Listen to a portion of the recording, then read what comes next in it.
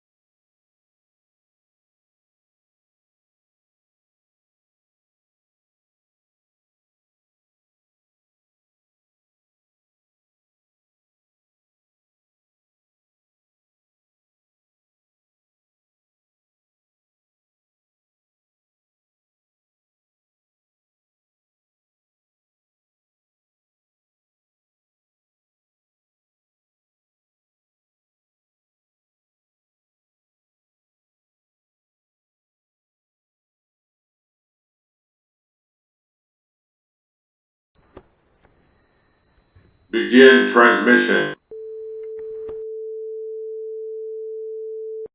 This program is intended for mature audiences. Parental discretion is advised.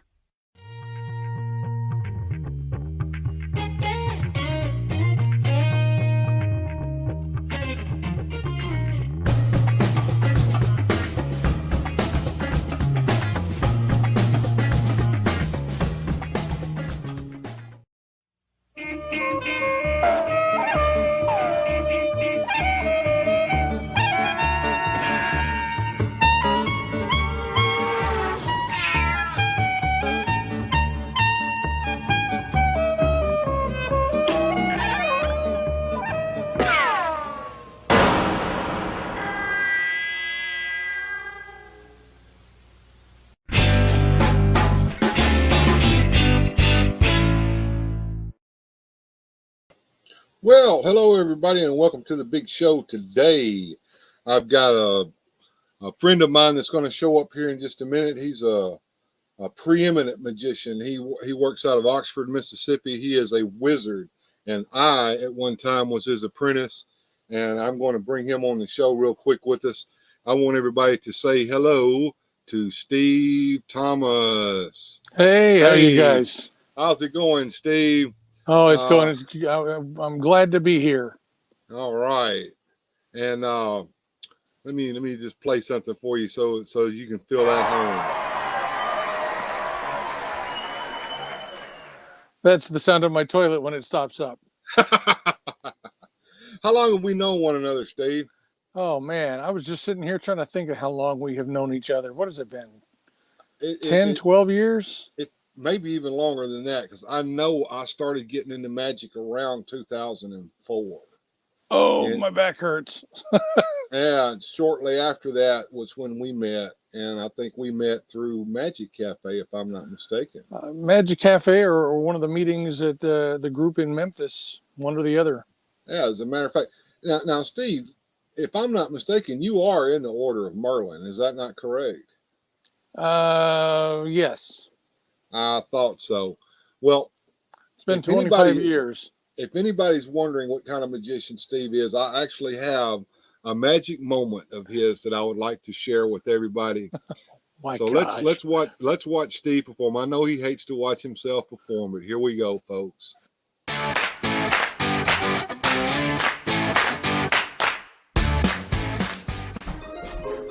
Hello and welcome to my magic studio. My name is Steve Thomas. I do magic. I am from Oxford, Mississippi, and magic is what I love to do most in the world. So I thought we'd share some of that with you today. I've been doing magic about 45 years. I know I've entertained some of you before, and I'll entertain some of you again. Look at this. This is something I built. I made this with my own two hands. Came out of my own creative studio. It says ABC. Does anyone know what the ABC stands for? It has to do with chewing gum. That's right, already been chewed. That's right. It involves two pieces. One is a box. It's empty. The second part is a tube. It fits inside the box. It's called the filter. Now it will filter out all the gunk out of the gum. You can see it's empty as well. It fits in there. Now, in order to do this, we do need to find some already been chewed gum. It just so happens that I'm an authority on such things, and I have my own collection of already been chewed gum. You see all different flavors and colors, and bubblegum is my favorite flavor. This one I think is raspberry, this one is blueberry, that one's lemon. We take this, we add some of it to the machine. Some of it's kind of fresh, so it's kind of sticky. I have one piece that I found this morning under a table. Oh, yuck. That should be enough. That should be plenty. That should be enough. Now, we have the gum inside the filter, inside the box. Now, all we have to do is turn this crank. That's phase one. You know how you know when phase one is over?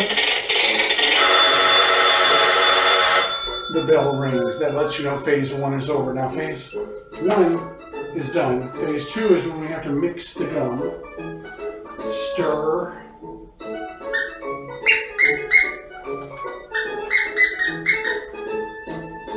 This is Gross.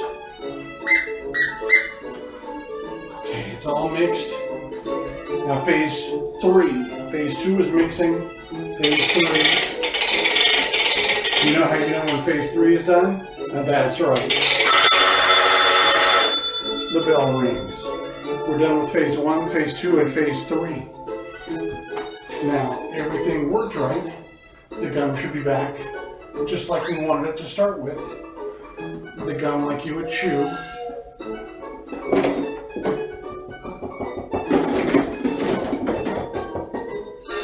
Perfect.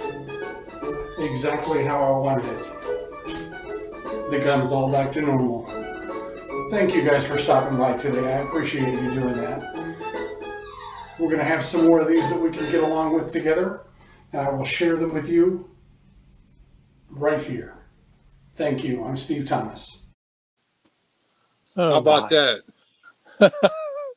Well, that Yeah, was an early one of the over 200 episodes that I did for the Yaknapatawpha Arts Council here in that's right. Oxford, Mississippi. Yeah. That was back at the start of the lockdowns and the coof and all that. Yes. Correct? Yeah. You could tell I had a beard.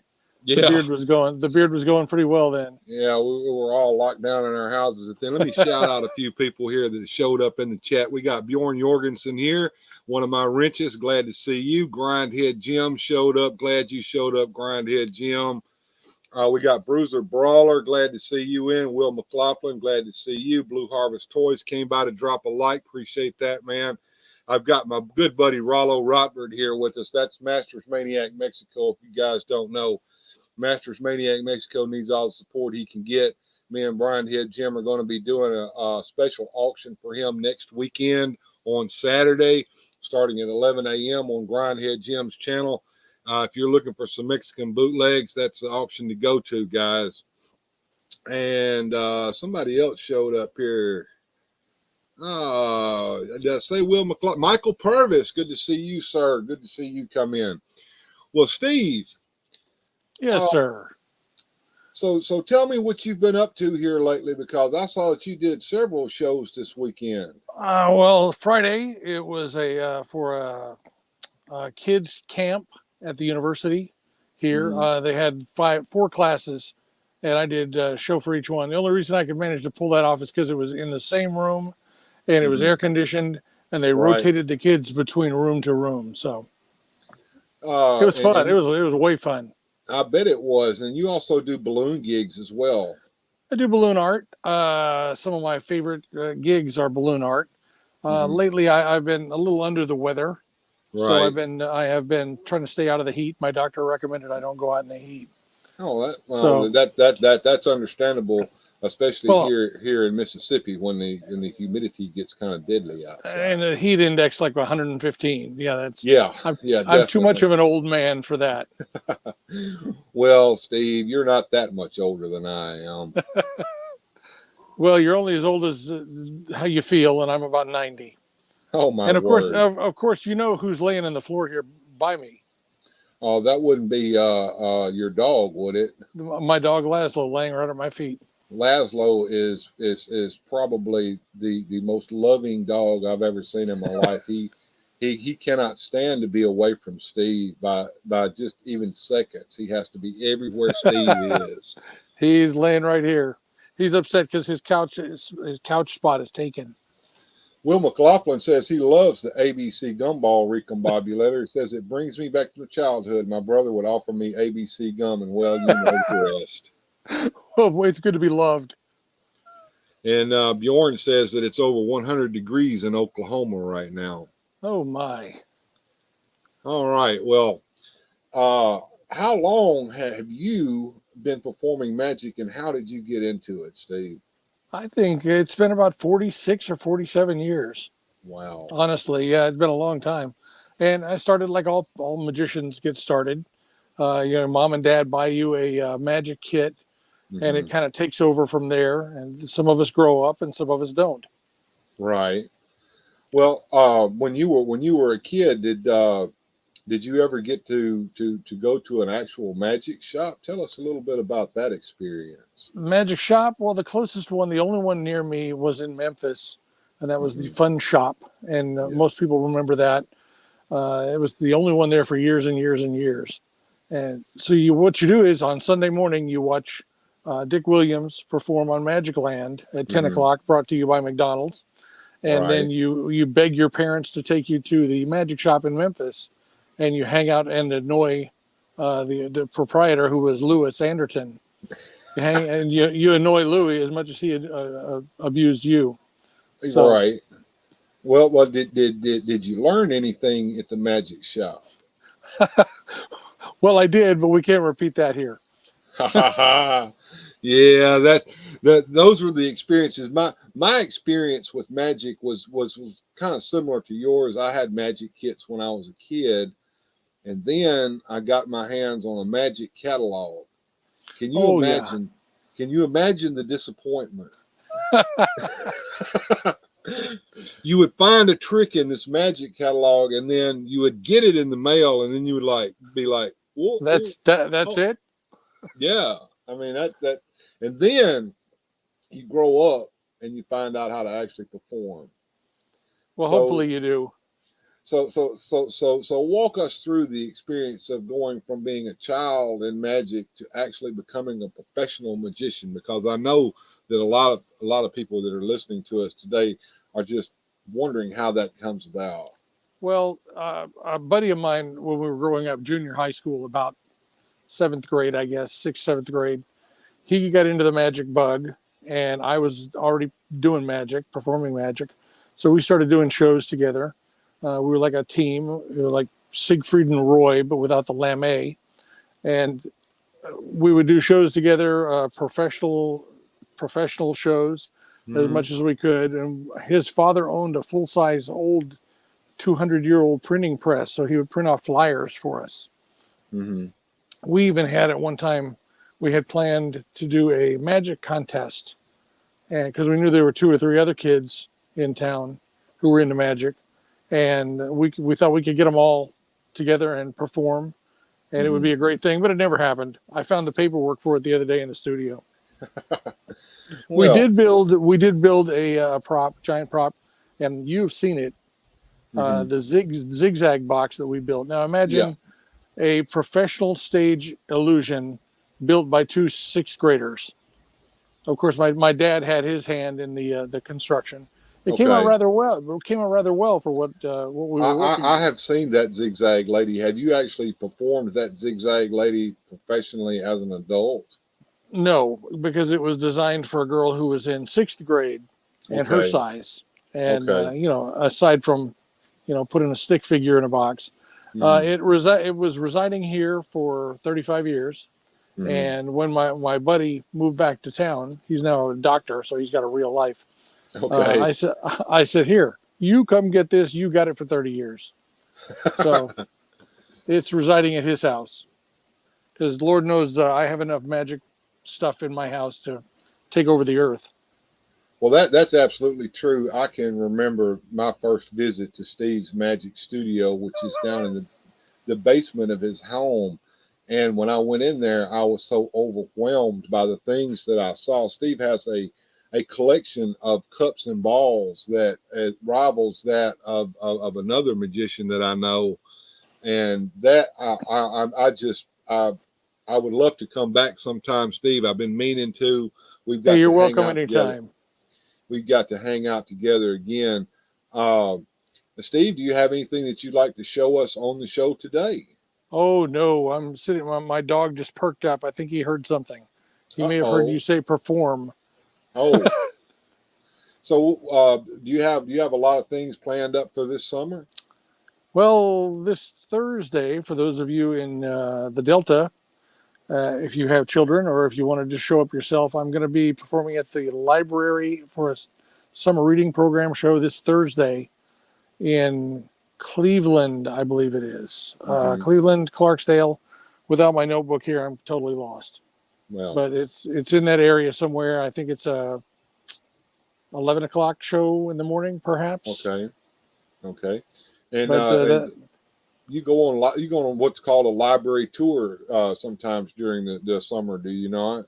Well, we used to do that in the days when my son was younger, He's 28 now, and we would pack up and leave the house on a Sunday, go to a town, and the next day on Monday we would do a show at 10, and in a town nearby there we would do a show at 2.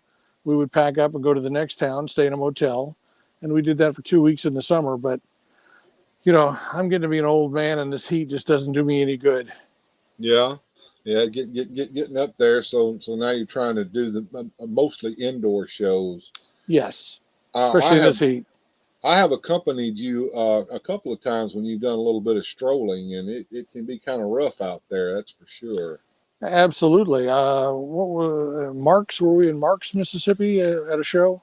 Yeah, I I think remember that. I tennis remember court that. is all I remember. It was an outdoor Yeah, thing. it was. It was out at a tennis court. I remember that show. I remember it very well. I And remember most of out of all the shows I've done in my life, I actually do remember at least bits and pieces of almost every one, which is mhm. astounding. Yeah, it is. That's amazing. Uh, I can remember when I decided to really get into magic. I had watched a magician on television who did uh, street magic by the name of David Blaine. I think I've heard of him. Yeah, and then after I saw that, another a fellow started got a TV show on A&E, Chris Hmm. Angel, if you remember him. Yeah, I think he And remembers me. oh, really? You've met Chris? No, Well, just a anyway, joke. right. Anyway, well, I watched the Chris Angel show, and my daughter. You've met Sarah, I know, Oh, absolutely. and Sarah was in there with me, and she kind of perked up watching that, and I said, well, I'll tell you what, I know where there's a magic store at in Memphis, Tennessee, and it was that very same store that you're talking about, the Fun Shop, and it's no longer there anymore, folks. Unfortunately. Yeah, it finally closed down, but it stayed there for over 100 years before it did, and that's no joke. I'm not joking. Over 100 years, and we went to there, and there was a fellow by the name of Douglas Hendrickson who was working in there, and Douglas blew us away with some magic, and we came home with a few little tricks, and that got me started, and I purchased a set of books. And I bet you have a library that rivals any magician on the face of this earth. I've seen it myself, Steve. I have Well, I have a few back here. sold off a bunch of books, Yeah, but I know the set. I know the set you're talking about. That would be the Tarbell set. that is exactly right. And that Tarbell set was what brought me to the place I am now. And some of the people that are here watching today have seen me perform over on Grindhead Jim's channel when we were doing our special benefit for my friend Masters Maniac Mexico, Rollo Rockbert, who is in here with us now. And Rollo, here he is right here. He's talking to a good friend of mine, Jim Largo, who is also here with us today. Good to see you guys. And I just wanted to come and share the person who got me really into the magic, because you can have all the books in the world, Steve, and you can have all the DVDs in this world, but you don't really learn how to do magic until you see a real magician perform it, show you how it's done. I've seen you perform, and I thoroughly enjoyed the sets you would do. And I appreciate that, Steve, but I would like to take this moment to thank you so very much for allowing me to be your apprentice all these many years. Oh man, it was my pleasure. Absolutely, from the heart. All right. And If you ever get a chance to see this man on the other end of the screen do a particular rope routine, take the time out of your day and watch him do it. He needs to do it on here. as a matter of fact, that magic show that you're talking about, where I performed that rope routine, has been seen by a lot of these people that are in the show today. We Excellent. we charged everybody $50 to watch that, and we got the money and showed that on the special benefit stream that we did on Grindhead Jim's channel. As a matter of fact, I want to shout out Grindhead for that. I appreciated you giving us the chance to do that on your channel, and giving me a chance to show off some tricks. I actually performed a couple of tricks live on there. I actually Wow. did a trick where I taught everybody about the great bank robber of Toronto, Canada, Edwin Alonzo Boyd, if you remember him, and you know the particular effect that I'm talking about. I do. Absolutely. Yeah. So if you want to stick around with me today, you can. If you've got things you got to do, you can head on. But we're gonna move along because there's a lot of things that we want to try to cover in the show today. But I'd love to have you stick around with me if you'd Well, like it's a to. kid. My battery's going to go dead here because my phone's antique. You know, you Yeah. have to turn that. I have to turn that crank on the Right. side every once in a while. Yeah, Steve had warned me about that before he came on the show, and I said, "Well, you go charge your phone real quick and then come back," and he did. And I Well, appreciate you technology is coming. not my friend. Well, we had to do a little bit of work today before you came on the show, but we appreciate you coming on, Steve, and you are invited to come back anytime that you would like. My pleasure, and it's good to talk to you, bud. Make some time and get your butt over here. I sure will. I sure will. Well, thanks for coming on with me today, Steve, and Thanks. Thanks for everybody. we'll see you later, man. Bye, bud. And that was Steve Thomas, everybody. And if you ever get a chance to come to Oxford, Mississippi, look up Steve Thomas because that's the man to see right there.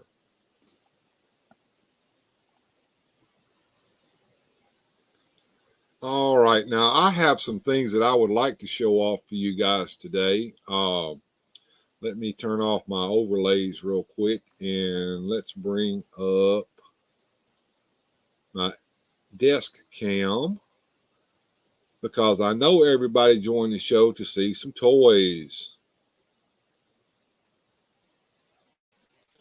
All right. I told everybody that I was going to open up that old honky tonk man over there, but we're gonna hold him off till last because I thought I would show off something that maybe some of you guys might remember, but perhaps not. It's called Car in a Bottle. And these things were sold in comic book ads back in the day. And let me go over here and pull up something real quick that might help with me talking about this today.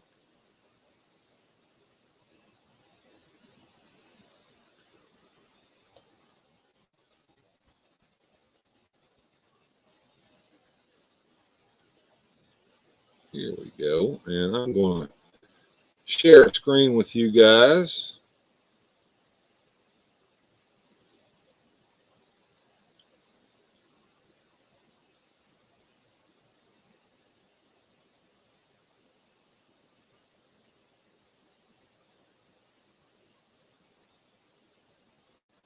There we go. Monogram model kits, Car in a Bottle.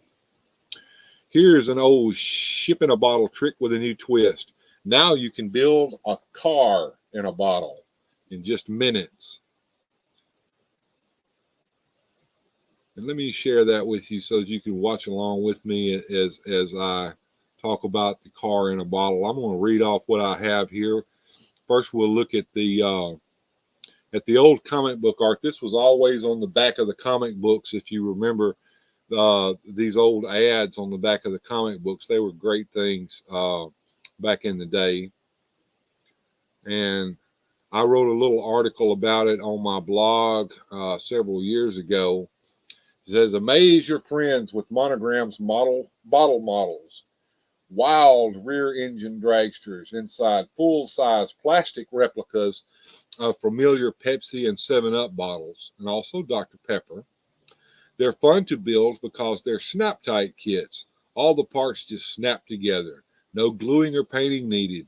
How does the car get inside the bottle? That's a snap too, and it will be your secret. Mounted on the display stand, your car in a bottle pop art is a conversation piece, a model that will make you proud to say, I built it myself. Monogram snap-tight car in a bottle kits are a whole new idea in model building fun that you can get for around $4 wherever model kits are sold. $4, folks. These things are going on eBay for upwards of $100 now if you get them complete in the bottle. And even more than that if they haven't been built and they're still sealed in their box. I haven't been able to find such an animal that I was willing to buy. But recently I found the Dr. Pepper here that you can see on the desk cam. And I got it for a pretty decent price. The guy had it up for auction, and there was only one other person that had bidded for it, and they bid $12 for it. And so I bid on it, and they never came back and bid again on it. So I ended up getting it for about $15. So I was lucky. Now, unfortunately, let me go ahead and take this off the screen real quick and bring us back to here.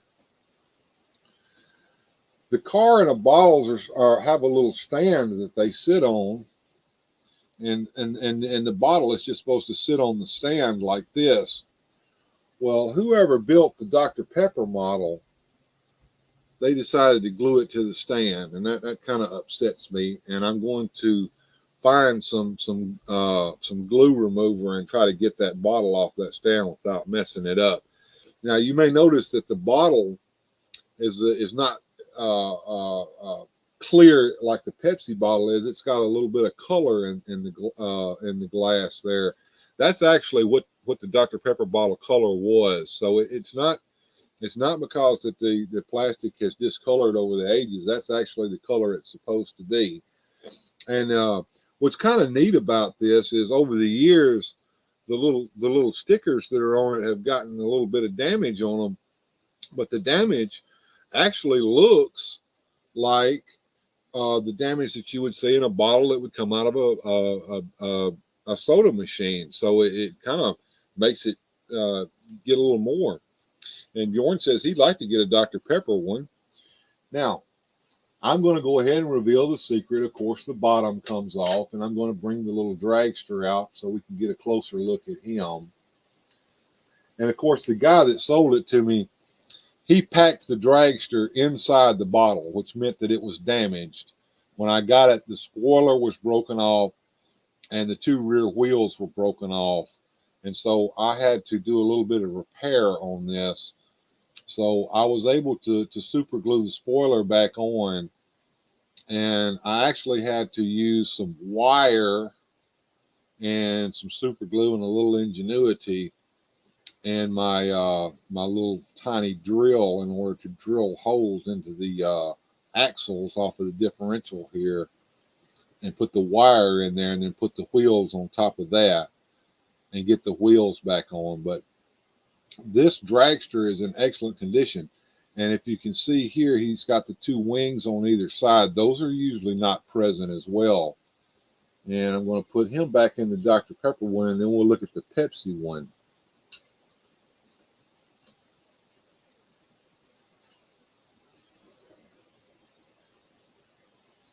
Bring the Pepsi one up to the front. And I actually have the box that the Pepsi one came in, and we'll take a look at that real quick. It has the model on the front holding the bottle and then the racer in his hand. And it's got the Pepsi logo at the top. Car and a bottle snaps together, no gluing or painting, and the monogram logo.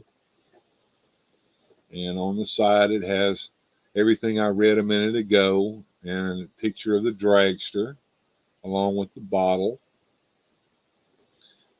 And on the back, it's got kind of a display piece showing how you can display the model at your home. And the same thing on the other side of the box. And inside the box, the guy that I bought this one from, he included the instructions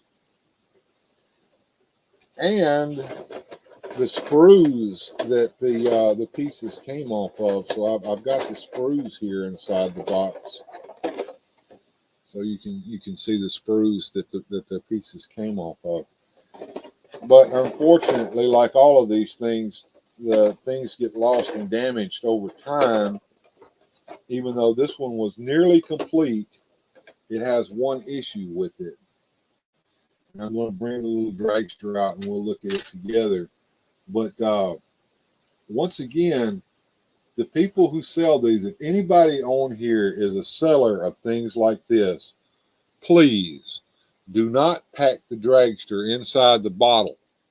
Pack it separately from the bottle and pack it in such a way that it cannot move or anything get on it and damage it during shipping. Because this one here, when it came, although the spoiler was intact like the way it was supposed to be, the back wheels were broken off. Camera here, the back wheels were broken off, and I had to repair the back wheels on it.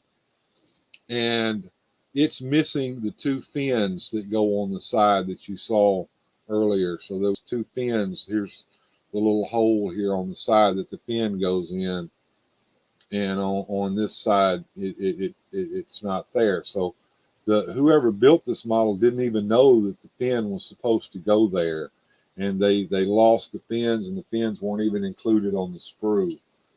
So that's the only difference between this dragster and the other one. I'm gonna put it back in its bottle, and they sit over where I keep a lot of my other model kits. So let's look at the chat and see what people are chatting about. Oh, hey, Salty D, good to see you. Glad you showed up.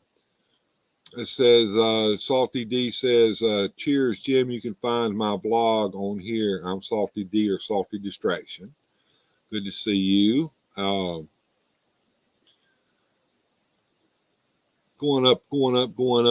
Salty D also said, I got a go mod a music stream. Y'all have fun. So Salty D took off on me. Okay. And Bjorn says it looks a little opaque. Yes, it is. And Jim says, I love that old Pepsi logo. Yeah, and on the other side of the bottle, it has the other Pepsi Cola logo. If you remember the bottles had this logo on this side and this logo on the other side. And these bottles are actually the same size as those big bottles were back in those days. And from a distance, you probably wouldn't know that it was made out of plastic instead of glass. And Bjorn says, I love those old logos. And Jim said, man, that is truly a complete set.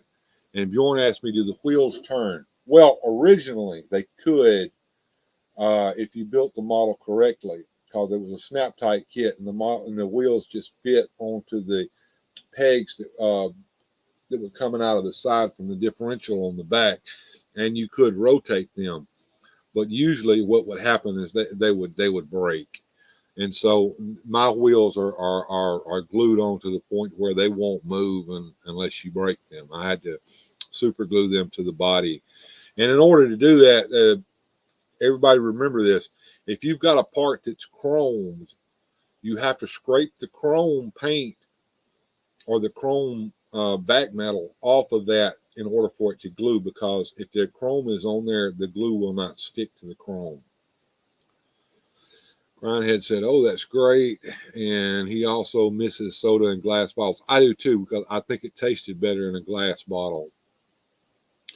And Jordan says, I got to go get some Dr. Pepper in a glass. I go getting some Dr. Pepper in glass bottles every now and then. Well, you know, here in America, in order to get a true Coca-Cola or Pepsi Cola or any other soft drink in a bottle that's got real sugar in it, you have to go and buy the Mexican Cokes, and they're usually sold at the bodega stores and convenience stores in the larger cities like Memphis. They always have a selection of Mexican colas in their original glass bottles. And that's that. And if you can get a chance to find those, that's where it's at. So does anybody have any questions about the car in a bottles that I've shown off? The only one I need now is the 7-Up one. I don't have the 7-Up one in the collection, and I just got the Dr. Pepper one here recently. So anything anybody would like to see on those, just let me know, and we'll talk about those. And Rollo says, yes, Mexican Coke in bottles is normal. That's right. And and one of the nice things about that was back in the day, they changed the formula of Coke in their infinite wisdom. They decided to make it taste more like Pepsi, and that kind of flopped, that new Coke idea.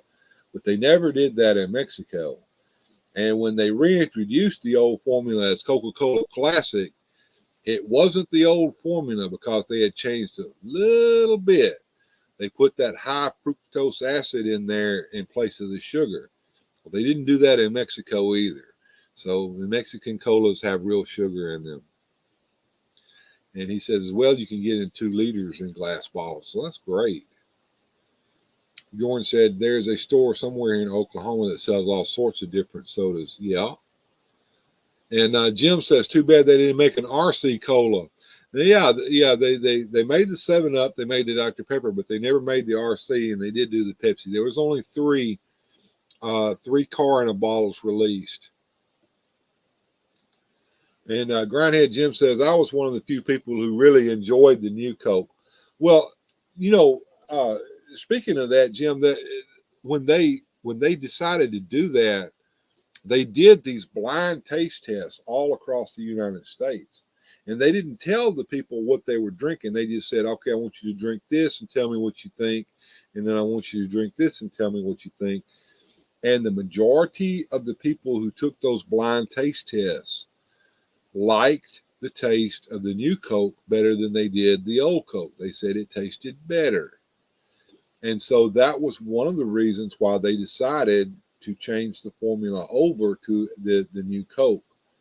But what they didn't realize was that by saying that they were doing this and making this big deal about it, the nostalgia factor for a lot of people got triggered. So that's kind of and Max brings a good point. It's all Max Headroom's fault. Yes, Max Headroom was the spokesman for New Coke at the time. I remember that, and that was at the height of his popularity as well. And Jim says, I also remember around that time that they reintroduced Cherry Coke, and that version was amazing. Well, as a matter of fact, they still do the Cherry Coke around here, and you can get it at certain convenience stores if you go back there where the Cokes are. They also do a vanilla Coke, and not too long ago they did an orange Coke, which was a Coca-Cola that had an orange flavor to it. It was kind of a weird drink, but it tasted pretty damn good. I liked it. Did anybody else found different flavors of Coca-Cola like that? Just sound off there in the stream, and then we'll talk about that.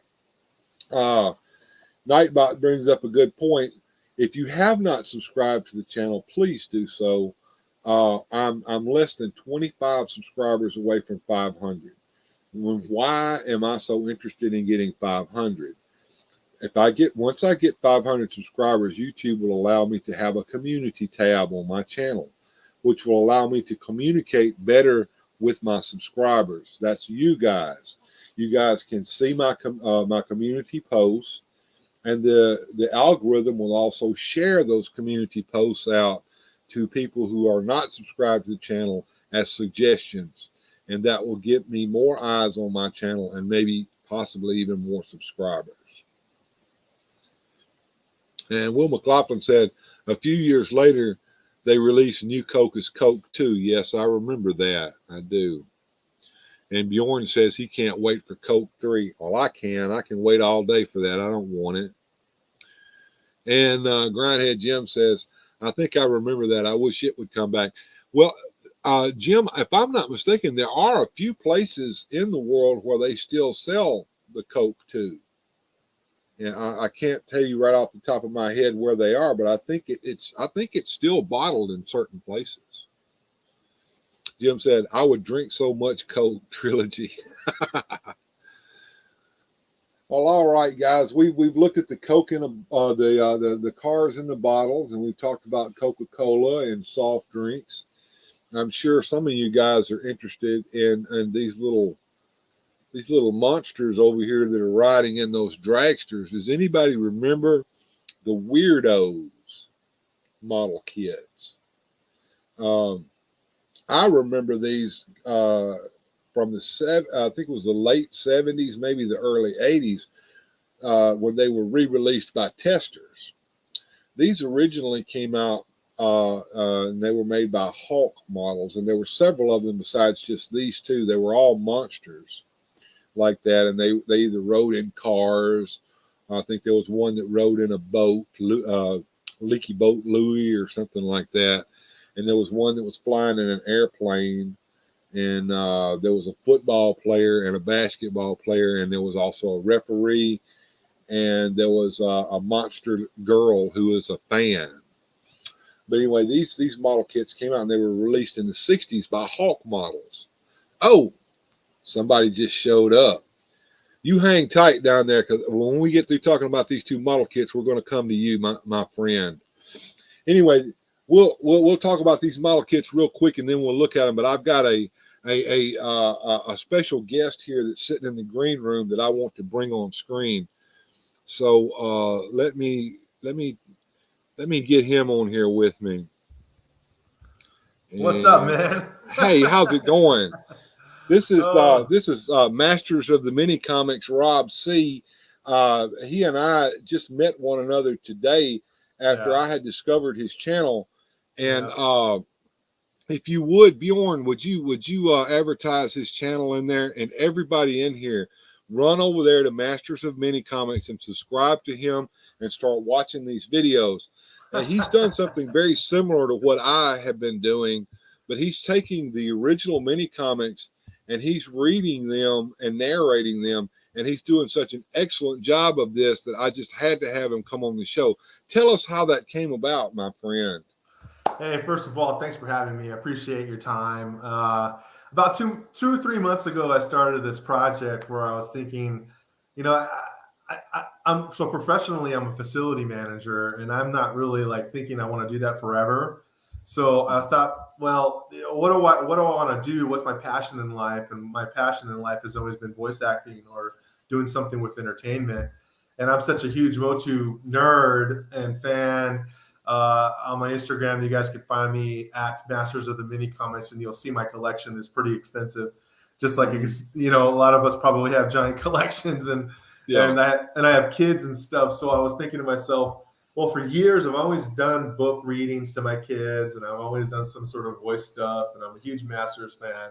That what's my passion in life? So I thought, well, let me try some voice acting stuff. And with these mini comics, I looked around and I didn't really see anybody doing this. Like you mentioned, you did one before, and I told you I couldn't find anybody who had done this. So I met 2 or 3 other guys who have done something like you've done in the past, where it's a reading with some music in the background. So I gave it a shot on doing it at the kind of the most professional level I could think of. Like my brother is a graphic designer in LA, and he helped me with some of these graphics, and I told him about this idea. And he's like, well, just go for it. I'll do some graphics for you. So my beginning sequence is some of the stuff my brother did for me. Like the Rob Tech Studios Filmation homage. So I thought, how could I do this and not get in trouble? How could I do this and kind of like the whole copyright thing and stuff like that? So I'm not monetizing. I'm not here to monetize. I'm here to celebrate Masters of the Universe. I'm here to give something to the fans that I myself am tripping out on. Like when I watch these episodes that I'm doing, reading these mini comics as close as I could possibly give an homage to the 80s cartoon, I'm sitting there like, wow, this is cool, man. But it's me. Well, what really impressed me was the professional level that you had gone to with these, because it sounds like you're in a studio doing these and not doing what I do and just kind of doing it here in the house. Well, so, I have sort of a setup in my garage. I set up. I got a professional recording program. I use Studio One version 5. from PreSonus. And then I have a pretty nice microphone set up, interface, computer, everything. And I have a history of doing music and producing music. So being in the program, it wasn't that difficult for me to start using the program as a voice actor. And then I kind of have a little bit of meticulous professionalism when it comes to doing something. So a bit of perfectionist. So I wanted to make sure it was a good product. So in practicing the voices for many, many, many years, I had thought to myself, well, this is what I want to do in life. This is what I love, Motu. And I'm going to try to do this at the level that I had never seen anybody try to do this before. So my brother had told me about, he helped me out when it come to the quality, like as far as the image product, getting a really awesome scanner. So that's one thing, is producing like a 4K image on these on the actual drawings. So that's why it's such high quality. The drawings are 4K scan quality. The voiceover stuff, or the software I'm using, is professional software. And then I'm putting it all together in basic movie maker programs. But he had told me, again, a great pointer for my brother is about aspect ratio. So if you notice that when you guys watch these shows, you can put them on an iPad and it'll fill up the whole screen. So just like an audio book or some sort of product that you have for watching on a show, you don't want it to be a tiny little image. So we made it fill up the entire screen. So it's awesome. And you guys on here, thank you for this is my first ever live stream, first ever time anybody invited me to do anything. So anybody watching this, I appreciate you guys. Come over and check the channel out, Masters of the Mini Comics. And I think I've been getting a ton of great response. One of the coolest things that's happened so far, a few people have really given me great shout outs, like you, sir. But one of the really cool things on Twitter that I was just flabbergasted, somebody on a podcast gave me a shout out, and only a few hours later, Mark Hamill liked my stuff. That's nice. That is nice. That is really nice. I was shocked. I was like, "Holy crap!" I would imagine so. Yeah, that's something to tell about right there, for real. The current Skeletor liked my stuff. I liked your Skeletor voice. Your Skeletor voice was very, very Skeletor-like. All of the voices that even the female voices that you did are so much better than what I did on mine with my female voices. But you did an excellent job. And like I said, I found it this morning, and I'm like, I got to check this guy out. I got to see what he's doing. And I was just like blown away. And I started commenting on there, and then you were liking my comments, and you were commenting back, and I'm like, hey man, you got to DM me, because I'm thinking I got to get this guy on the show today. Oh, thanks, Grindhead Jim. Thanks for that comment. I didn't know that. I'll fix that Twitter link. It's the Twitter is at Motu Mini Comics. It was a different handle before, but then I didn't realize that on Twitter you could change your name. So it's probably because I changed the name in the middle of starting this stuff up. Motu Mini Comics, MOTU Mini Comics is my Twitter. Man. So that's pretty much how I got started, reading to my kids. And then the book that came out, the mini comics book that came out. If you guys haven't got that book before, it's like, it's a giant manuscript. Yeah, I've got that book in my collection as well. So that's what I was going to ask you. Where were you scanning your images from? Were you scanning them from the original comics, or were you scanning them from this collection that recently came out? That they had done the hard work by putting some great images into that book. So putting it on a scanner, I'm doing that. I'm trying to make them as straight as I can. I don't have a Photoshop program. My brother's like, get Adobe Pro already so you can, do the Photoshop stuff. I might end up doing that as I get bigger, but right now, thanks. Yeah, this is pretty cool. I just scan them. I scan them as straight as I can, and I put them in the program, and then I have to take every single. So it's basically like a 2-day process. My first day is building a template, which I done yesterday for my next episode coming up, which I'm going to be doing today.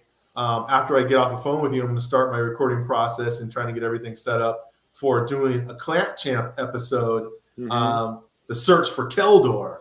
So, that's the comic that started everything, but it was never the sequel was never done. Yeah, so this is really cool because I wrote on my Instagram, I didn't realize this, but the search for Keldor is a Bruce Timm comic. Yes. Bruce Timm, the guy who did Batman, the animated series. You're like, what in the world?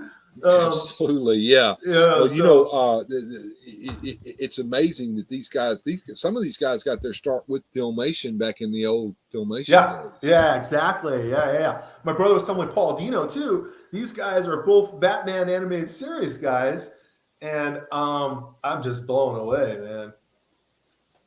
Yeah, I'm gonna tell you right now. I love what you're doing. Walk us through the process and how long it actually takes to get one of these things done and on YouTube. Well, depending on the length of the comic. So the first 4 episodes that I was kind of back and forth on was the Series 1 mini comics, which is the book style. So it's read like a book. It's built like a book. It's the Series 1 of the mini comics, the very first ones that came out. Which is the King of Grayskull, even the Power Sword. Right. So these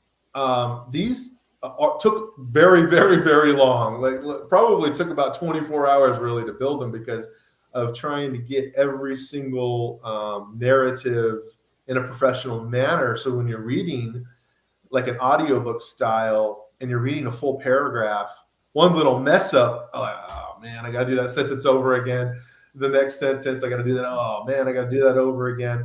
So those book style ones took literally about 24 hours for me to make. But then once I started getting into the comic book style on Series 2 of the mini comics, and then so on, like the Origins are all comic book styles.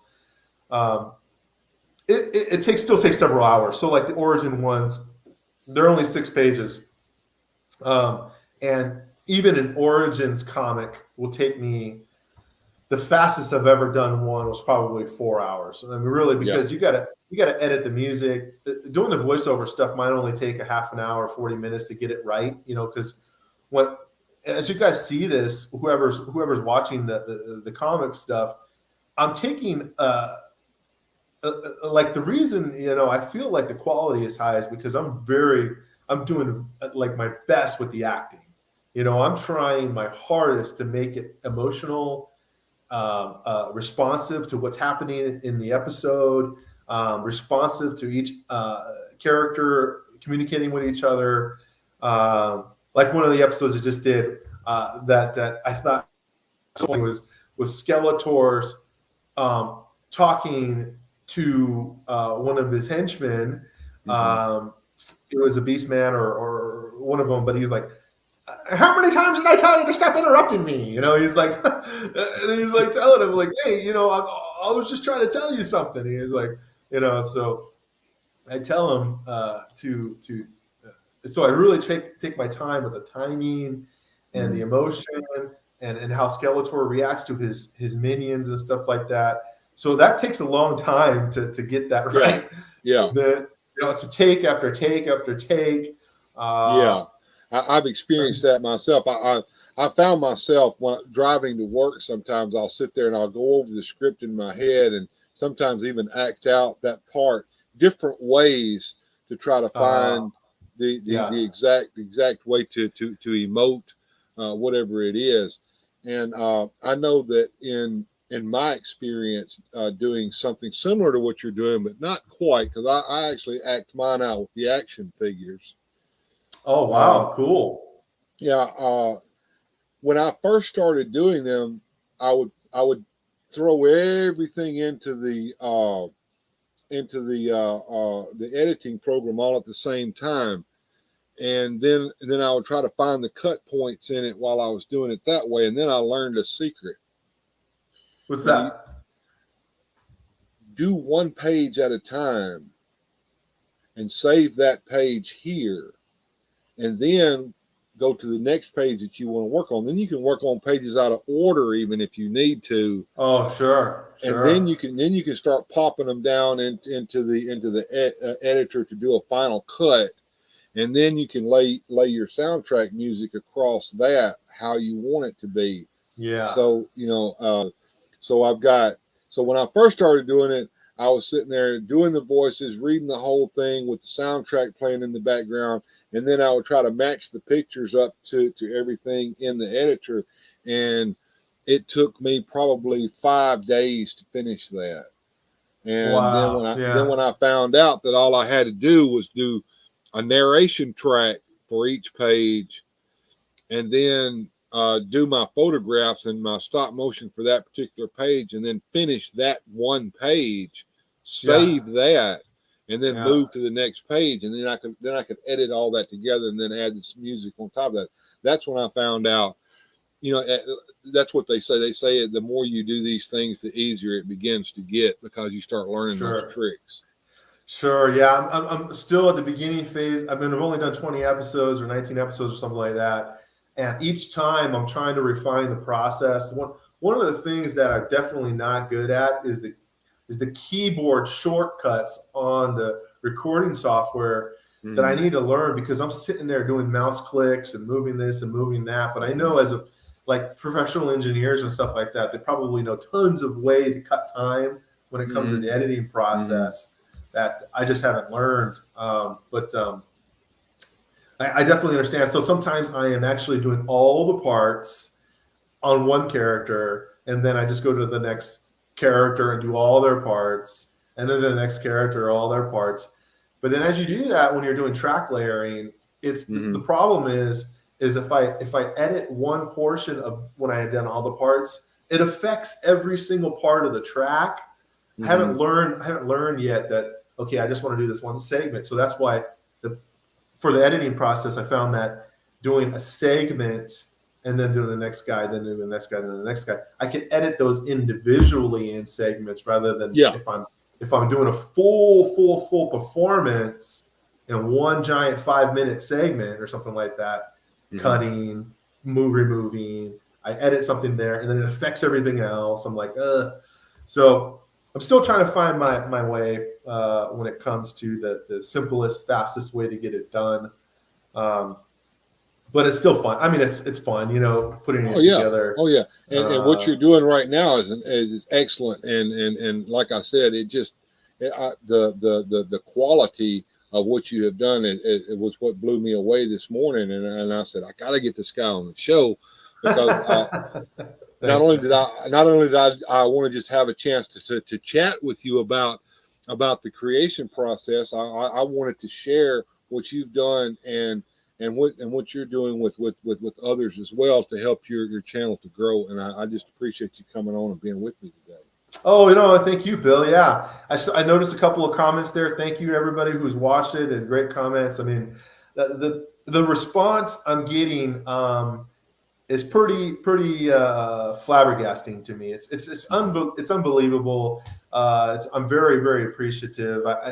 One thing that maybe you've been in the social media world because I'm just brand new to all this, man. I've only been on since I started it on April 30th. Okay. Like from nothing, so April 30th, May 1st timeframe is when I started launching. And so it's been 2.5 months that I'm at over almost 12,000 views total and my growing the crowd and stuff like that from 0 to 800 followers on Instagram, and my followers or my subscribership on YouTube still growing, and so the trajectory on everything is still moving up forward. But I don't know how the Facebook groups work. I'm discovering that some people don't like it when you talk about your stuff, and some people don't care.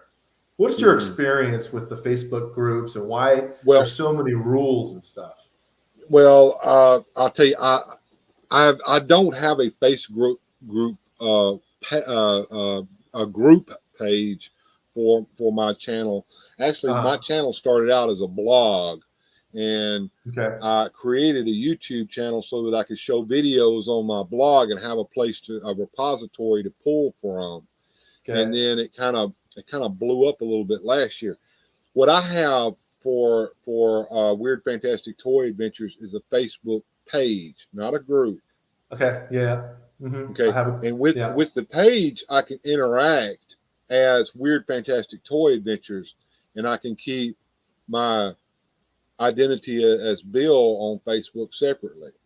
Sure.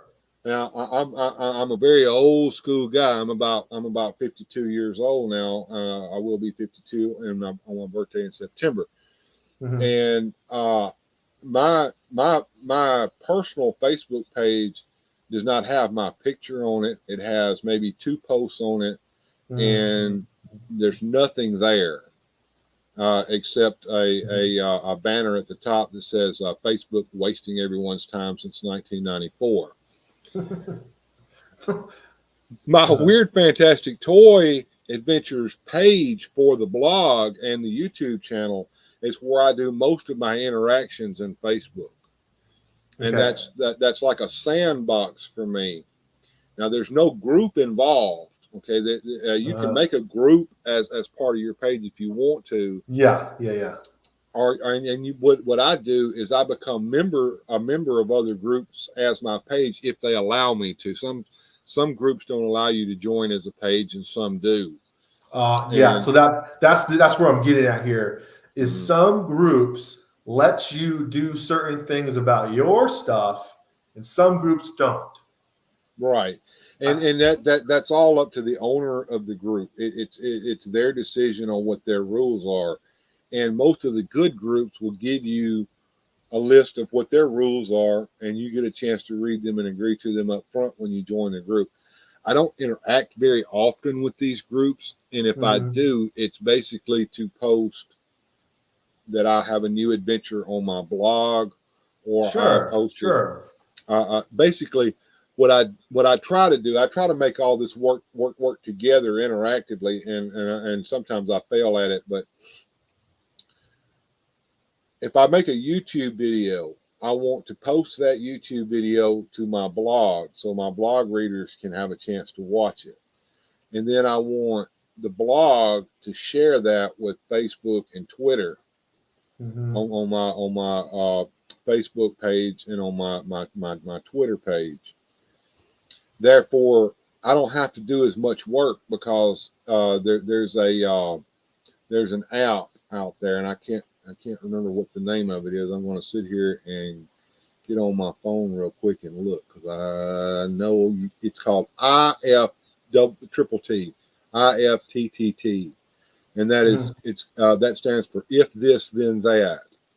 And what happens with that is that you can set up your different social medias such that if you post, say, a blog post, IFTTT will monitors your blog, say Blogspot, for instance, and it says, okay, he's posted a new post, so I need to post it to Facebook and Twitter for him. Oh, really? Yeah, and you set this up yourself. It's not that hard. If an old guy like me can figure it out, I'm sure a young guy like you can real quickly. But it really was. It's kind of simple. And you can have the app on your phone, or you can do it from the PC. And you just set that up so that it does that for you. And that's what I try to rely on that as much as I possibly can to do that for me. I have noticed here recently that what I really end up having to do with these live streams is run into Twitter and Facebook and make a quick little post saying, hey, I'm going to be on at such and such time on such and such date. And then post a link to the live stream, because I always set my live streams up at least 24 hours before I actually stream, so the link's there, and all they have to do is click on it. Now, a lot of times, then what you can do is you can find out which groups are will let you do this. You have to learn that. That's kind of when you learn who's who in the zoo. But you share that post from your Facebook page to like the different Motu groups that are out there, depending upon what their rules are. Yeah. So yeah, my daughter, I have a 20-year-old daughter, and she was telling me about. It's just about the owner. I mean, I guess there's not really a way to kind of put any rhyme or reason to it. It's just whoever owns that group has these certain things. Yeah, and some people consider it spamming. You know. Yeah, that's they what don't. she's saying. They don't want you spamming. Yeah. And some groups don't want you to post links to the big auction site that we call Evil Bay here on my channel. Some people don't. Some people don't want you. Well, I call it Evil Bay because every time I go there, my pocketbook gets a whole lot lighter, and the guys that are on there with those horrible prices on some things. But anyway, don't get me started on that. But anyway, they don't want you posting auctions on there. They don't want you posting your own auctions on there. Some do, and you just it's a matter of going in these groups and kind of figuring out. Usually when I go in a group, I don't post anything for at least a week or two. I just sit and lurk in there and see what other people are doing. And that kind of gives me an idea of how to interact with these certain groups. Now, I don't interact at all with anybody on Twitter at all. Okay. The only thing my Twitter page exists for is to promote the blog, adventures on my blog and the adventures on my YouTube channel. That's all it exists there for. Okay. Twitter is my least amount of following or my least amount of interactions. Well, I'm finding it pretty difficult on Twitter. The problem and the problem that I have with Twitter, and it may be a personal problem, I don't know, is that the people on Twitter, they tend to get very personal about everything. Politics, it doesn't matter. And it's not, and if you say the wrong thing, then the Twitter mob comes and buries you. So I don't have time to play those sorts of games. I'm not here to do that. I'm here to share my passion of toys, not to get into some political discussion about something that doesn't matter to me or only to 1% of the population. Y'all can play y'all's games, and I'm gonna play my games, and I don't want to involve myself in that. And Twitter seems to be a place where people tend to go and say things about their employer and get fired from their job, and it's just I don't interact with anybody on Twitter. I don't answer questions on Twitter. I don't retweet people's tweets. I don't go and interact with other people's tweets. I don't seek out anything on Twitter. I let basically it's a bot, IFTTT, post my links on Twitter, and I just leave it at that. And I use Facebook as a place to promote all of this as well, using a page. And I don't have a group on there. I have a page. Sure. And I noticed a couple of your guys here talking about Facebook. I am on Facebook at Masters of the Mini Comics. I have a page. I have the group. They're not big or anything like that. They're just there, really. And the advice that some guys are giving here, that's great. The YouTube avenue is where I'm going to try to grow. I don't really know how to get bigger on YouTube other than people just sharing it. So everybody's sharing this content. Well, let me tell you what I found I had to do. Now, what happened was something similar to yours. I posted a video. I guess it's been a year ago, maybe 2 years ago now. I can't remember, but it was a video basically of my Origins figures at the time, and I placed a Filmation soundtrack behind it, and put an opening and closing on it that was from an old Golden Books video cassette tape. Okay. And then suddenly, I went from having 1 and 2 views to 2,000 overnight. And so I thought, well, okay, I've got a YouTube channel that's suddenly getting noticed. What do I need to do? And so I started doing some more videos like you have, and getting a few more subscribers and getting a few more people coming in. And then I decided to start doing a live stream once a week, and I've only been doing that since a couple of months ago. And of course, the first one is horrible. Okay, and it's still up. I left it up. I don't care. I even put a thumbnail up there that had the little clown world on it. I said, this is awful, but and you can hear me in the video going, I don't know what I'm doing, people. Let's have fun, yay! You know, and then what blew me away was the people who had been watching the videos that I was doing. They were coming in and coming in the channel with me. And then some of the guys that have been doing this for a long time were like, okay, you need to do this and this and this. And I'm listening to them, and I'm taking notes. And then in order to grow a little bit further, I started going out and watching the live streams on other toy channels. Yeah. And interacting with the people in the chat there. And then as a result of that, you get to know the person who's doing that live stream. And if you get a chance to do that, then they tend to help you promote your channel, because then the people that they're subscribed to want to come over and check your channel out and subscribe to it, kind of like I'm doing with you right now. Mm-hmm. So what my suggestion to you is to go out there and subscribe to Grindhead Jim and a lot of these other guys that you see either here in the channel or I have in the description of this particular live stream today, Mm-hmm. and then start looking at who they subscribe to and checking these people out, and then hitting that notification bell so you know when these people are going live, going into their chat and watching their live stream and because it's a community. Mm-hmm. We all tend to know each other after a while. Like I was telling Jim the other day, we were on my Patreon doing a just the Patreon group. You have to learn who's who in the zoo, because there's some people that you might not want to hang out with, and there's some people that if you do hang out with them, you don't want to interact too much with. You just find that out. And then you find out that there's some guys like Grindhead Jim that are here for you. They're going to help you in every way that there is possible.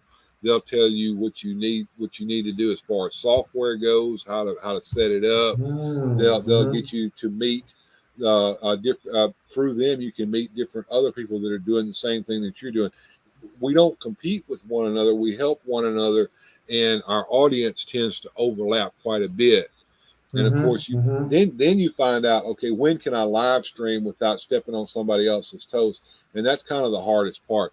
Like Jim live streams on Mondays. I live stream on Sunday afternoons, although there's a guy called Blue Toys, and he's doing something right now. He popped in to give me a like at the beginning and to hang out for a little while before his live stream started.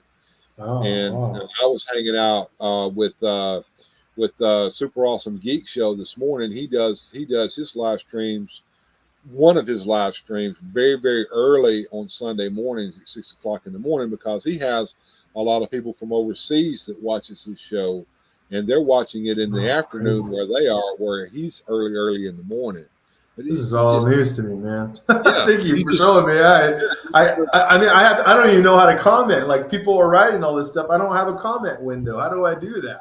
There's no blank or anything on here. So I'm like, just thanks everybody for writing stuff. But I can't. I'll tell you something that I do also, and you can do this as well with this live stream later. Is after it finishes processing, it takes a little while for it to process. But once the live stream is finished processing, you can also watch the live chat over again, because it's hard for me to follow the chat and interview somebody at the same time. But let me assure everybody out there in the chat, I do read each and every one of your comments. A lot of times it's when I rewatch the stream, I rewatch it and I read the comments while it's going on. And yeah, I rewatch my stream. Good. Yeah. So all those people on there putting nice things. I'm definitely gonna hit you guys up afterwards. I'm sorry, Mhm. I don't. If I leave this page, I'm afraid what's gonna happen. Am I gonna lose you? I don't even know how to get there. Now, let's talk about Rollo here. So Rollo says, "Don't get mad if I sometimes appear to be a little direct. I am a German, and we all have that weird Führer attitude, even if we only say hello or talk about butterflies. Good guy, good channel." Rollo's a really good friend of mine. We met here recently. He is a German, but he lives in Mexico and has been All living in right. Mexico for several years. And Rollo is suffering from an illness right now. And no. Grindhead Jim and I have been trying to help him out with that. And that's a little earlier today. I'm gonna plug it once again, if you don't mind, there, Rob. On Grindhead Jim's channel, this next weekend on Saturday, July the 30th at 11 a.m. Central Time, we're going to do a live stream auction to auction off some of Rollo's toys. And Rollo has a channel called Masters Maniac Mexico, which I suggest everybody go and subscribe to if you haven't already. The link is down below in the description. But anyway, Rollo is selling off some of his toys in this auction. The majority of his toys are going to go to a toy museum owned by a lovely couple, and they have a channel as well. And anyway, Rollo's collection consists of Mexican bootlegs that are very rare in the United States. That are not rare where he is. And all the monies that are coming from this are going to help Rollo have a better life here towards the end of his life, and allow him to know that his toy collection is going to people who want the toys. In other words, he doesn't want his family to throw them in the dumpster. He wants the toys to go to other toy collectors. So sure. And I know and this auction is not going to start out with set prices. This auction is going to allow you to get Mexican bootlegs at whatever price that they come to in the auction. In other words, it's not going to be, like eBay or something like that. And you know that the money's going to a good incredible. And Rollo says, "You are not helping me out. You are helping me alive. Lots better deal." Alive. Wow, crazy. That's really awesome, man. Yeah, that's really amazing that you're doing that. Go ahead. I just that sucks that you did. I wish you the best. Yeah, if it's going to be on your calendar or something like that, or you guys are announcing like when this thing will be, and I'll try to join and stuff. Grindhead Jim, he said that it's going to be on. It's already set up. It just he hasn't released it yet. But if you will subscribe to Grindhead Jim's channel, it's called Grindhead Jim Streams, YouTube/C/Grindhead Jim Streams, and hit his notification bell. Then you will know when he goes live on that date, and you will see what's going on there. And I really suggest that you learn this man and get to know him, because he is probably one of these. And Jim, I know you're an ex-Marine. I don't give a shit. I'm Army. You're one. Oh no, we're all veterans. I'm retired Air Force. All right. The chair force. Okay. Yeah. Grindhead Jim, you old Marine. You're still one of the sweetest, nicest people that I've ever met in my life, and that's from the bottom of my heart. Wow. I'm telling you, man, the community's tight. And we're glad to have you in it, sir. And I'm glad to have you on my show. That's a trip, man. I had no clue. Yeah. I just retired 3 years ago after 20 years. Wow, and thank you for your service, sir. Thank you. Yeah. That's crazy, man. Yeah. Here we go. Grindhead Jim, yes, sir. And Bruiser Brawler was in the Army. So yeah, I mean, and love me some zoomies. Crazy. So yeah, I mean, like I said, we're glad to have you in, and I'm glad to have you on the show. Is there anything that you would like to tell us here towards the end of this little interview that we've had today. Yeah, the German scene. He had mentioned he's German, lives in Mexico, but I'm sure he knows about some of the German scene in the Motu world. Yes, there's a guy there. He's kind of the Pixel Dan of Germany. Is Motu Dad.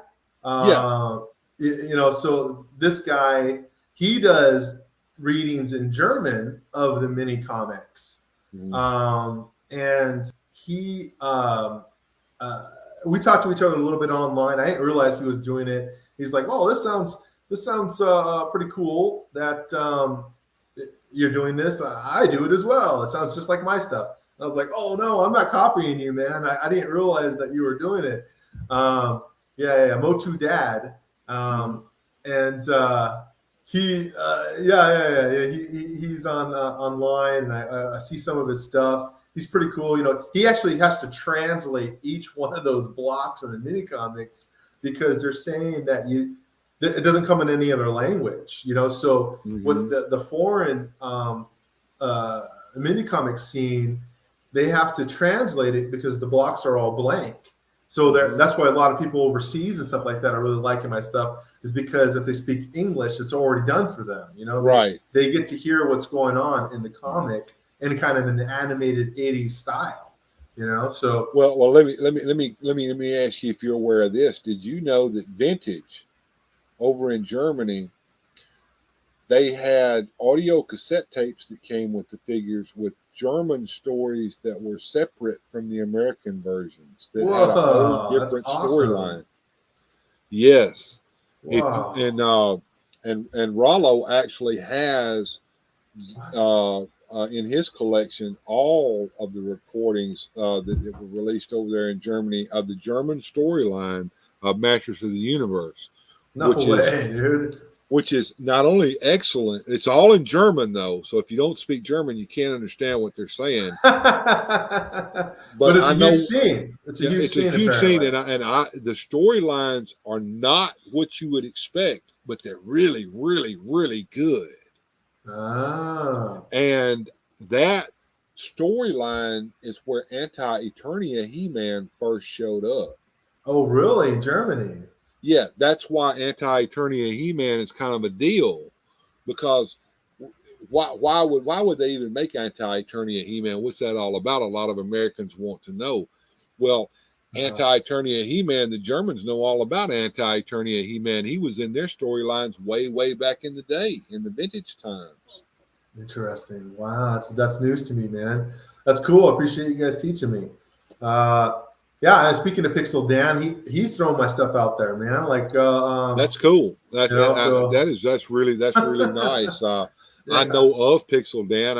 Jim knows the man. I've never met him before, but he's a pretty cool dude. I like watching his channel. I don't get to watch as much YouTube as I used to as a creator, and that's kind of sad. But I've had to say, okay, I'm going to watch this guy and I'm going to watch this guy, but I can't watch everybody all the time. So I try to kind of hit everybody that I possibly can. But the bigger you get, I guess the smaller amount of time that you end up having to spend with other channels. But And Brian and Jim says Dan's a good guy. He is a good guy. I've talked to Dan. I've met him twice, and then we've talked on email a few times since I've been doing the show. He was trying to help me get in touch with the people that made Sunman. The lady that created Sunman, she created Sunman for her son, who was asking in the 80s, like, why is there no characters that look like us, Mom? And she's like, you know what? You're right. Let me start a toy line. And she created these knockoff He-Mans that were all geared towards the Black community. And now they integrated Sunman into the Motu world. And so I was trying really hard before I released my Sunman episode to get her son to do Sunman's voice. That would be cool. You know how awesome that would have been. But they just didn't respond. So I didn't want to wait. So.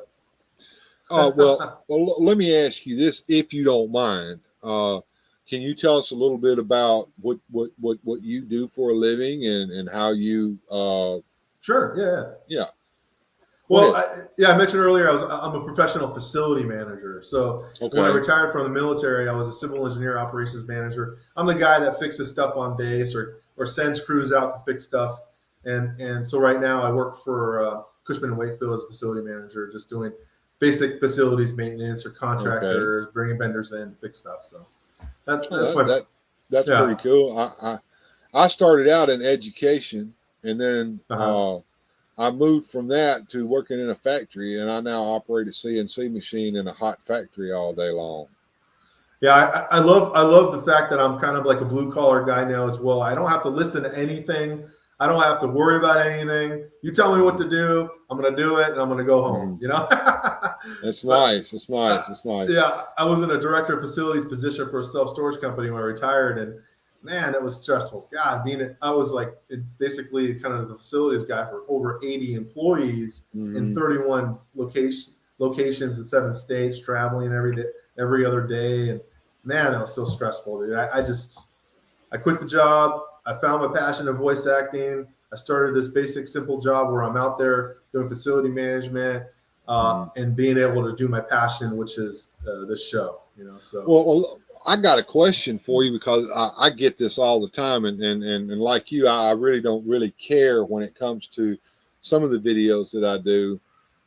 Is YouTube tends to ding me occasionally when I use some of that background music. Have you experienced that? Yeah. So, every single one of my episodes has a copyright claim, but basically, or whatever, a copyright thing. But what it is once you go into the copyright itself of the details, it just says you can't monetize, and that they can use your shows to advertise, and they give you a thing saying it's like a green check mark on your profile stuff. You are okay using this, and the thing that the one thing that gets me all the time is just the He-Man theme song. Yeah, the background music, all that stuff. They don't really care about that. Right. They don't care about the imagery I'm using and stuff like that. It's not that. It's just the He-Man theme song is from the people that created it, composed it. Yeah. And that gets hit every single time. And they just said, you're fine using it. It's okay, but you can't monetize, and we can advertise on your stuff. So that's it. Well, I'm gonna get with Grindhead Jim about that, because there's some tricks you can do on that by changing the tempo just slightly. Oh, interesting. You defeat that bot. And once I learn those, then maybe I can put some stuff out there that won't get hit by that, because that little bot, when it looks at it, if you've changed the tempos just slightly, or changed the how short or long that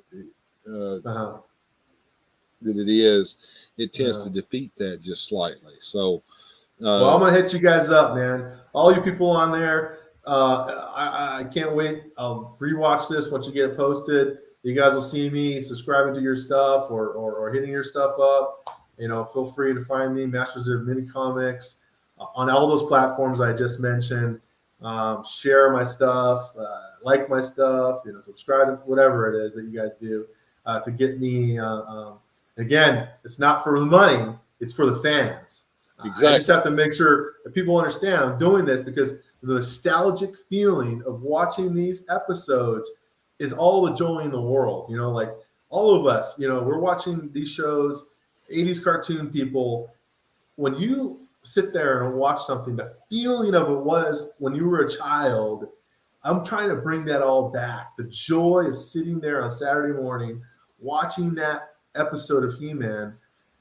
You remember in the 2000s, that He-Man wasn't really, like when it first came around, the late 90s, 2000s, to find a He-Man episode, you had to go to pawn shops or old video stores and find those videos to watch a He-Man episode, because it wasn't on syndication, it wasn't on reruns, stuff like that. For a good 10, 15 years, where's He-Man at? Where's He-Man at? So then I grew up. Now I'm 18, 19, 20 years old. And I started going to all these different shops, finding all the tapes, the He-Man tapes. Right. And I ended up getting a pretty extensive collection. They just sold them to me for $1, $2, whatever. They didn't give a shit, in those days. So but then they started coming out on DVD and stuff like that. But what I'm getting at is the feeling of rewatching those episodes as an adult. I had all the goosebumps.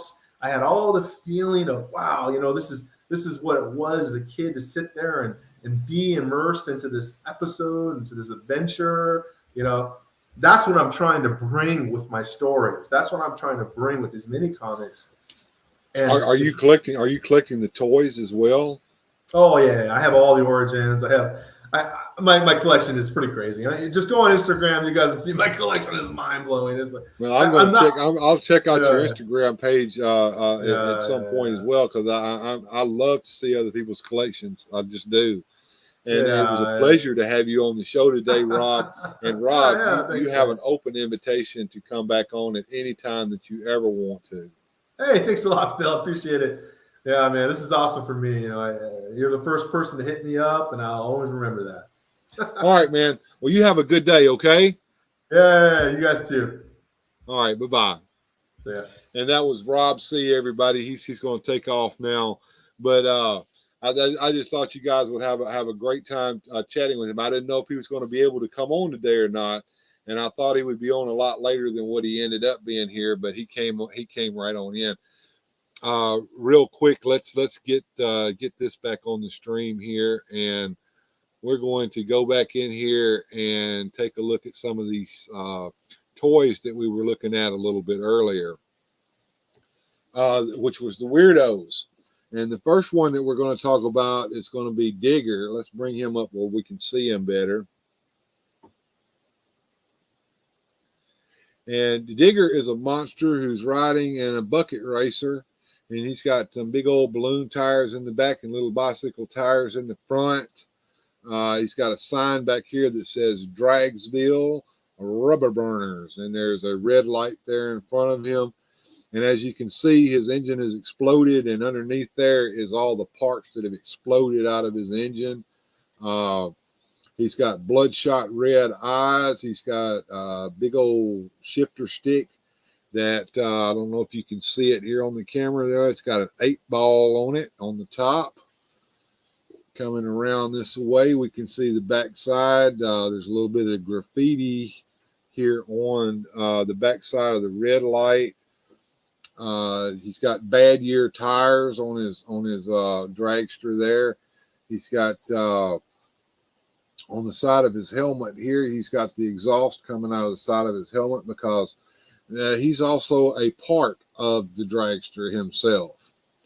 And we'll take him off to the back, and then we'll bring Huey and his hot rod up here to the front. Here's Huey and his hot rod. And he's got a little sign here that says Podunk Holler Drag Strip. And Huey is riding inside of an outhouse.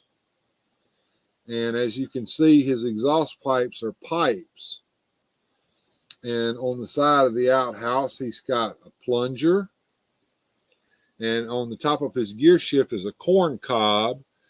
And I don't know if you guys know this or not, but the corn cob is, so you can't see me because I didn't put it up big in there. Big in it. There we go. The corn cob was used to wipe your butt back in the old days inside of the outhouses. So that's what that's about. That's the little joke about that. And on the front, you can see that his racer is powered by Pluto water. A lot of people think that instead of Pluto water, that's some kind of moonshine. Now, Pluto water is actually a diuretic that you could buy back in the day, and you took it, when you were kind of stopped up. And so Huey's sitting here inside of his hot rod. He's got some old nasty looking little teeth and his tongue sticking out, and he looks like he's licking in the engine of his racer there. And he's also got bad year tires on the back.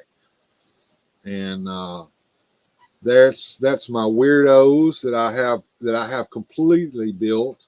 I have another weirdo I was going to show you the box of, but he's packed away in such a way that I couldn't get to him today. But he is Davy, And Davey is a biker, and he's riding on a Harley Davidson motorcycle, and he's got leathers on, and he's also a monster like these guys. So if any, also the actual model kit doesn't come with the little coil up here on the top of the Pluto water tank there. I added that myself. So anybody have any questions about the weirdos, just let me know in the chat. And Will McLaughlin says, great guests and great interviews, Bill. Thanks for introducing us to new creators. My pleasure. I love having people come on my show. It's part of what I like to do. And now that we've looked at the weirdos, we've looked at the cars in a bottle. I promised everybody that I was going to take the honky tonk man out of his package. So we're going to bring him up here to the front, and we're going to get him out of his package. Start moving everything back here towards the back, and we're going to get old Honk up here on the front and take a look at him. There we go. So here we go. What does it say on the front? Includes an entrance jumpsuit, and you can see up here in the corner is a picture of the honky tonk man. In the background is the same picture that we've seen on the other pictures of the audience. It says honky tonk man down here at the bottom. On the back side, we have the honky tonk man, and it says shake, rattle, and roll, the greatest intercontinental champion of all time. And he says, I'm cool, I'm cocky, I'm bad. And you can see the cross cell at the bottom. And with Honky Tonk Man, I now have all 4 of the first wave of the WWE Superstars action figures. So here we go. Grindhead Jim, I know you're fixing to start wincing, because I'm fixing to just rip that package right across the back here so that I can get him out. And here he comes out of the package. And the package is going to go over here to the side. We don't need to see it anymore.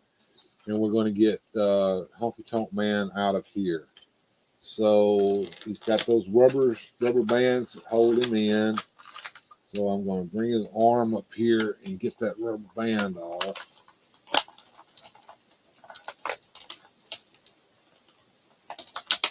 There we go. Rubber band is loose. What do we have back here in the back?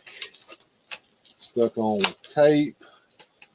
We have a baggie with hands in it. So he's got, like the other figures, he's got closed fists and open hands. And the figure itself has 2 gripping hands on it.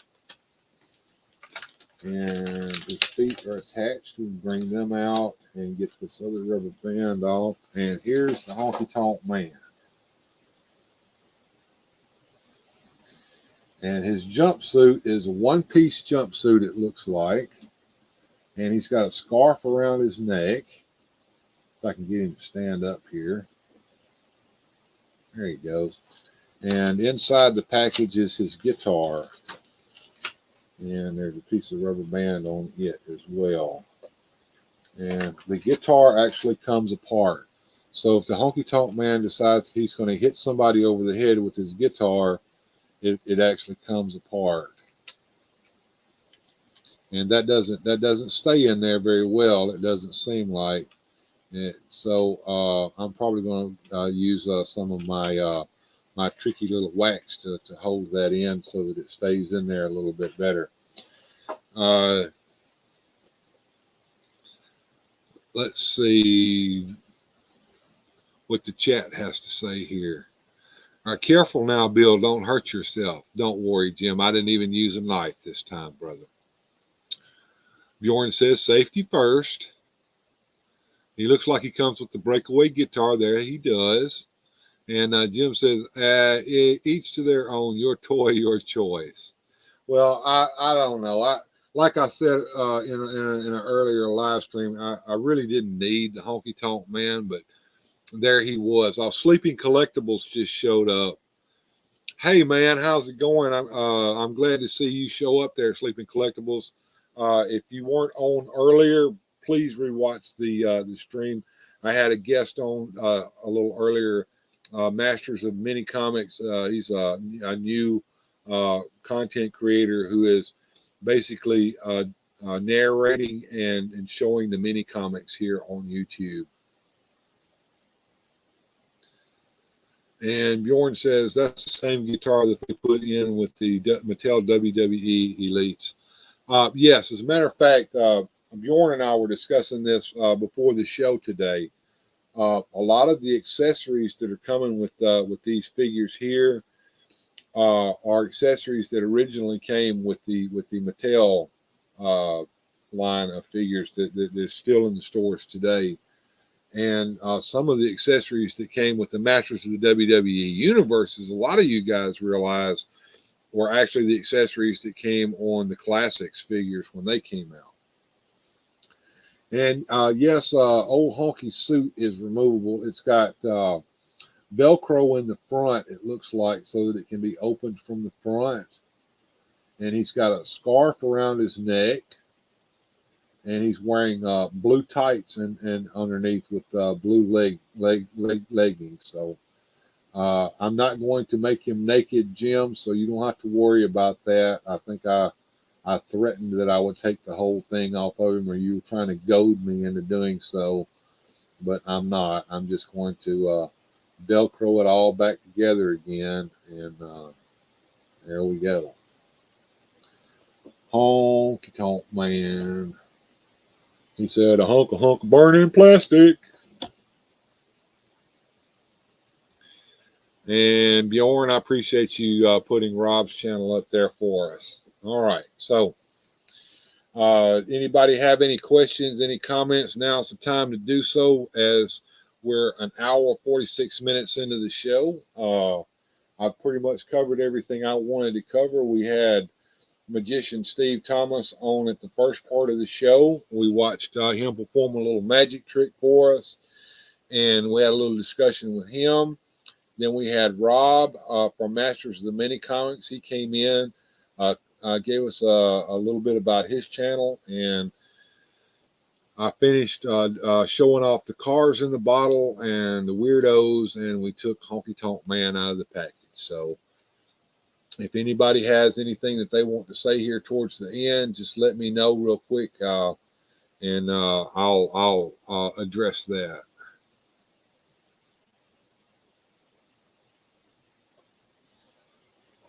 Yeah.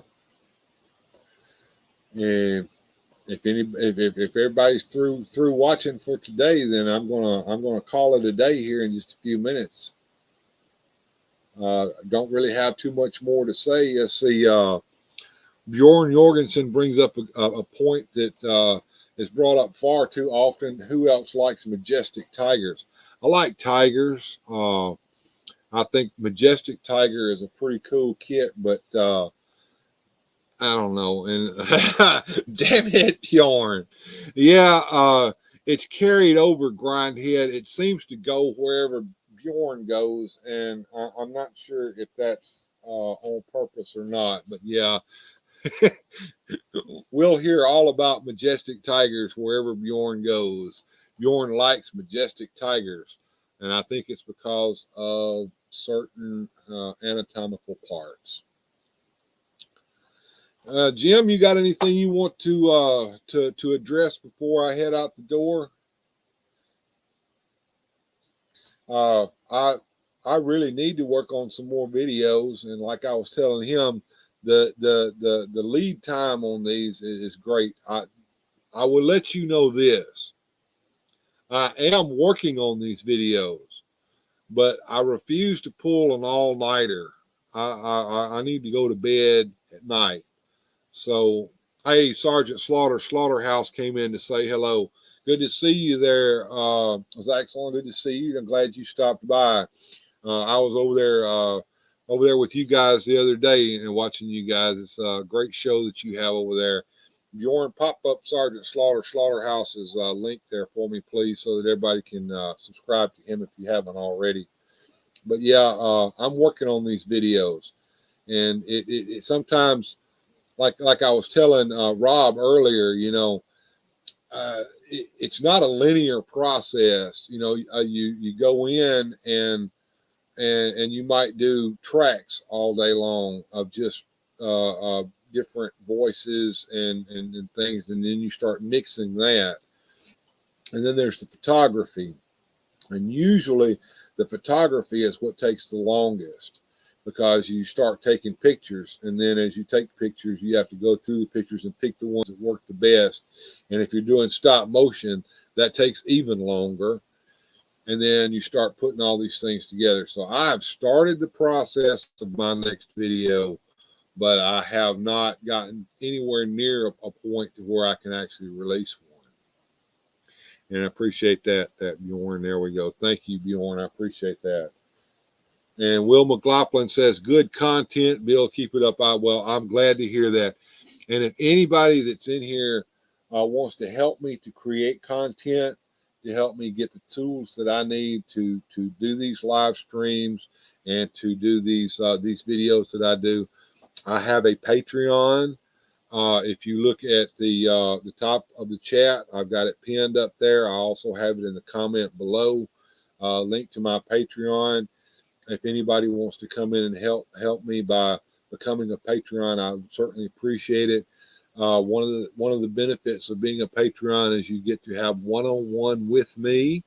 I try to do it every couple of weeks. I've also done it a couple of times here with Jim Largo and Grindhead Jim and Bjorn and everybody have been able to come in, and we just have a good old time just talking about anything we want to, not just toys. But you get that personal level of access to me when you become my Patreon. And Gap has come in, Gap After Dark. Hey, man, glad to see you. Yeah, I knew you guys had something else going on today and weren't going to be able to come in until later on in the show. If at all possible, you latecomers, if you get a chance to watch the restream, about halfway into the stream was when I had Rob in, and Rob has got a new channel called Masters of the Mini Comics, where he narrates he's going to do the whole entire series of original vintage mini comics. Each is a separate video where he shows the pictures in the comic and he narrates what's in it, along with a little bit of background music. And he also does voices and some sound effects in these. And they the level of production on these is through the roof. I mean, this guy is doing professional level stuff. He's in a studio. You can tell he's in a studio. He's using professional equipment. He's using professional software to put these together. So if at all get a chance, please watch that portion of the video. If you don't watch the whole thing, and watch the video of this guy, and look in the description below, you're going to see links to his channel. Run over there and give him some love. Subscribe to him. Put likes on all of his videos. Start commenting on his videos. This is one of the he's a cool guy, and he's just getting started in this game, and we want to give him all the help that we possibly can. And if anybody has anything further that they want to talk about, just let me know, and we'll try to hit it. If not, here in just a few minutes, I'm going to call it quits for the day. And I enjoyed having everybody here in the chat. If I didn't shout you out, I'm sorry. I told y'all earlier that when I do the rewatch of the live stream rewatch, I always put the chat up so that I can reread each and every one of the comments that was made in the chat. So I'll just let you know now that I do read all of the comments, even if I miss them during the stream. And Mouser's Magnesium says, nice stream and goodbye. I'm glad to have you here. And if you've been lurking in my chat and not been chatting with me, I have no way of knowing that you're here. So if next time you show up, just at least say hi at the beginning, and I will shout you out in the chat and say hi to everybody. And I enjoyed having everybody here today. It was a great stream. We had up to 10 or 11 people there at one time, and still here towards the end, we still have 7 in the chat. And Gap After Dark says, I'll definitely watch the restream. Thank you so much. I appreciate each and every one of you, and I appreciate all the support that everybody has given me.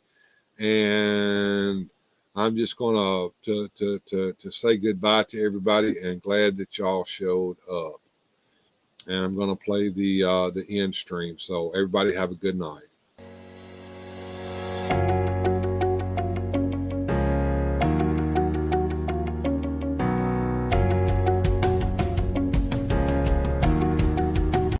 If you enjoyed today's adventure, please hit like and subscribe and share the video. Thank you.